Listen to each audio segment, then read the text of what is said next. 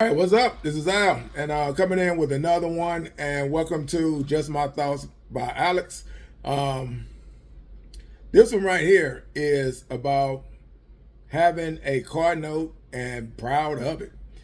Basically, I've seen videos where people are talking about buying used cars and saving money and what you lose in value when you buy a new car and just everything of why they won't do it, right? Or why they say they won't do it now.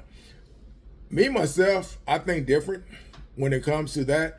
I've always, since a kid, always loved, if anything, a new car, new house. That's just me. That is the way that I was not too much brought up to raise, not brought up to think like that, because my father, who sacrificed a lot for us and staying and keeping family. So we stayed together, right? He didn't leave my mom, none of that. He didn't think the grass was green on the other side and say he's going to leave and leave us out to dry and stuff like that. No, he stayed as a man, took care of family, and made sure we had what we needed. Not what we wanted, but what we needed. But that being said, I remember as a youngster, he started out with new cars. And then when things ran into crisis mode, he had to get used cars, right? He would go pay cash. They would run for a while, and then he would have to go get another one. That would run for a while, and he had to go get another one. And that is what it was taking when it was happening about having a used car. So me growing up seeing that, I promised myself, as much as I loved them and loved my parents dearly, I told myself that I would not put myself into that situation, right? That I will elevate, right? Because that is what we do as far as family goes. Whatever a family starts out, especially 60s, 70s, and you're talking about even before the 60s, today's world, we should be on an elevation of what our ancestors and our people of the past went through and had to deal with. And we should be reaping the benefits of their struggle. You get what I'm saying? They sacrificed a lot. And even though I'm talking about something like a value of a vehicle, there's something to that, right? Imagine somebody, I just think outside the box, and I just keep it real. Whenever it came to me, it looked like we always got, I hate to say it, but white people hand-me-downs. That is what we got. Whether it was a house, whether it was clothes, whether it was vehicles, whether it was jewelry, when it's in a pawn shop or something like that, and we go pick it up, a lot of times that comes from other cultures, right? And we wind up getting used to always going and getting what somebody else had, right? So me, myself, I just always told myself that if anything I can keep myself from doing, when the time comes and it rises, I'll never buy another used car. I did it when I used to do deliveries. Now I will say that I did deliveries as a side hustle back in 2021, pretty much up to 2025, and I had bought a used vehicle just for that reason. But I also had a brand new vehicle as well. The used vehicle was for the deliveries. Delivery game, once upon a time, believe it or not, was a boomer, right, for delivery drivers. Now, as far as anybody who may invested in it, because I did some background checking on that, and the people invested in it when this first came about, they made a killing. But in 2021, because of the pandemic, we was able to also reap some of those benefits when it came to making those deliveries, and we made a killing. So that is the only time that I had bought a used vehicle. Well, I take that back. Also, when I had to pay child support. I almost forgot. Been so long that I had to worry about that I forgot. When I was going through my crisis, that is when I always think you buy what you have to, when you do what you have to do a lot. Now, if you just like buying used vehicles, then that is something you like doing. I know my sister and her husband, they were wrapped into buying used BMWs, Mercedes Benzes, things like that, because he had the gift of being able to work on things like that. He was in the Air Force, so he was good at being a mechanic, so he knew how to work on those. And that's what they will get. They will get used Mercedes, used BMWs. I can't tell you how happy she is. She was into it. Don't get me wrong. She was into that. She loved it. Her BMWs and her Mercedes. She loved those vehicles. But when she got her new one, and she called me about it, because I had already stepped into the new vehicle game. I wasn't playing around. I pay to play. You got one life to live. That is what I'm going to drive. She hit me up, and she was so proud and so happy of her vehicle. And she always could afford it. She always could afford it. But that was just the way they were. But plus, she was raising a family as well.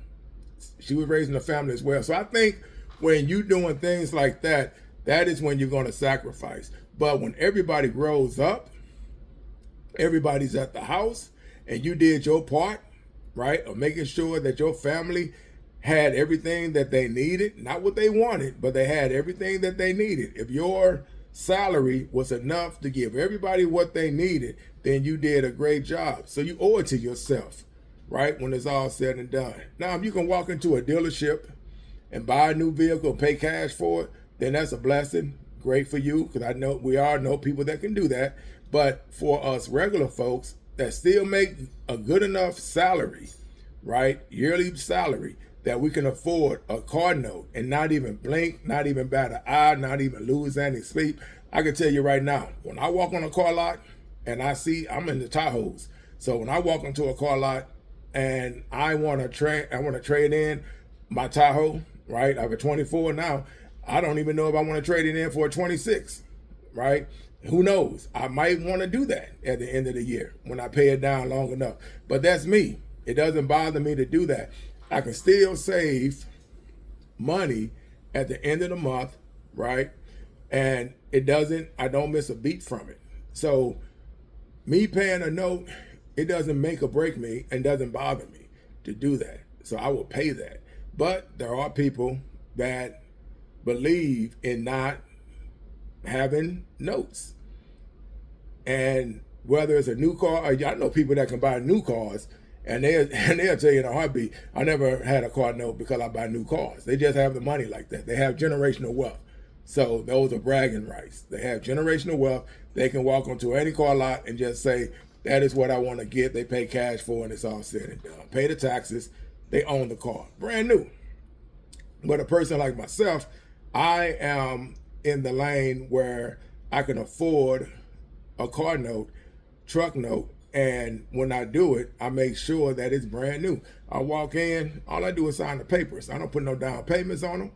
I don't use no credit cards, none of that stuff. I just go off my credit history, and they ask me, Mr. Alex, what color you want, right? And then we go back there and we do the paperwork. Same thing for my wife. We both can walk into a car dealership, and if we see something we want, and if it's in the line that we don't mind that note, hey, wrap that up.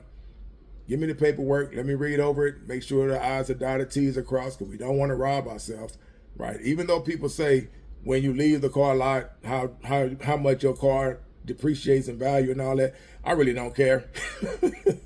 Does it work? Does it operate every time I walk out to my driveway and I start it up? Can I depend on it if I'm going out of town? Do I have to, besides that car note, do I have to worry about any other maintenance costs that comes along with it? I bought that used car. I remember I bought it back in 2022.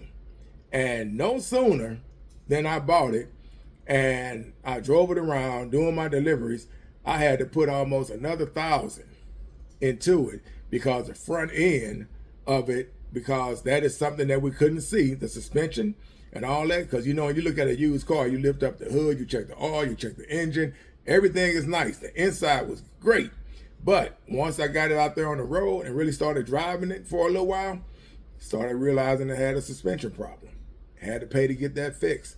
Cost me a couple of $1,000 to do that. So I had a truck note, plus I had a used car that I wasn't paying the note on, but I had to pay maintenance costs, right? So we had some issues with that used car once I got it. And I was just using it for deliveries, but it was costly, right? Finally, it gave up. And I think in 2024, something happened with the transmission. Beautiful car, kept clean as a whistle. Anybody stepped into it, if I wouldn't have told them what year it was, they wouldn't have believed me. That's how clean it was. but it had mechanical problems. And as I drove it doing my deliveries, the more mechanical failures started popping up. And one of them was the transmission. That was going to cost me money. So I decided, that I'm glad I had my new vehicle, because that is what you don't mind paying a note on. I'd rather pay a note on something and have it where I can walk out and in an emergency situation, press that button, that bad boy start up, and I'm out, right? The note doesn't bother me. That is what you have to ask yourself. If the note bothers you, then you probably don't want to buy a new vehicle.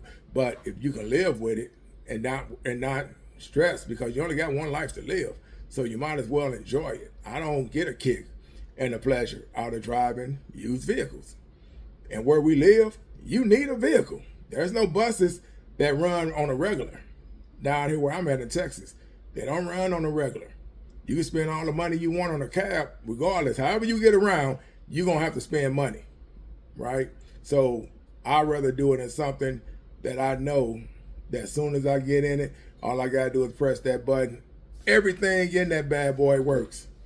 I have no AC problems, no heat problems. I got seat warmers. I got a steering wheel warmer. I got all kind of stuff that comes with it, the bells and whistles.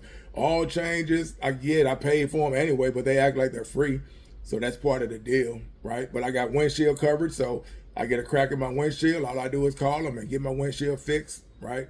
I probably pay for that too, who knows? But when it's all said and done, new vehicles, for me, is a must. It's just something that I would never, ever run away from. As long as it's possible for me to pay them, I don't mind, because I love new vehicles. That's just me. I can't see. I'm not taking nobody else's hand-me-downs when it comes to that. That's the way I see it. So yeah, I'm too proud to take a hand-me-down, because I didn't put myself in that position to have to. I put myself into a position to be able to walk into a lot and say, this is what I like. This is what I seen. I want this color though. Make that happen. And that is because I work for it. So I earned that. I don't really care too much about, I'm 60, so I don't really care about riches and all that kind of stuff. I don't worry about clothes. I don't worry about jewelry. I don't worry about going to events as far as paying people to go to basketball games, football games, and all that kind of stuff that you spend a lot of money on, right? I don't worry about those type of things. But when it comes to a vehicle or it comes to my house, yeah, those two things are what's important to me. My mortgage and my automobile happiness. That's how I look at it. So with that said, I'm out. Y'all be cool. Drop a comment, like and subscribe. Have a lot of things that's on my mind. So this is why it's called Just My Thoughts with Alex. With that said, I'm out. Y'all be safe out there. Peace.